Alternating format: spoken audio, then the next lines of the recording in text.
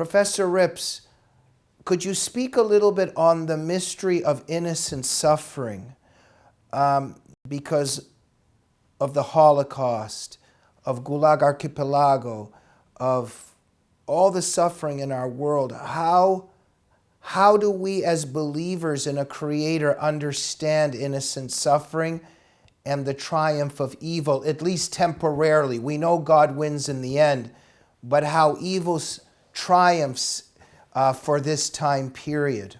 One thing that I learned from my childhood, to accept this as it is.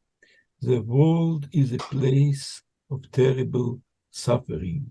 I remember as a little boy, I read the protocols of the Nuremberg trials and all these naturalistic descriptions of what people went in the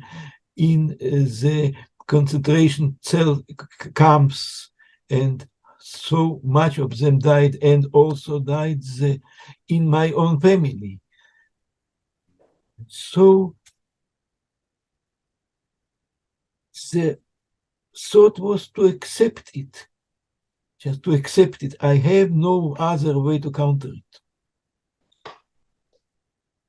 There is suffering in the world. There is huge suffering in the world. If you look what happened in the 20th century alone, there is a long, big martyrology in many places, in all continents, for millions of people that went astray, just if you know the facts. Once, for example, the second example is the Ukrainian Holodomor.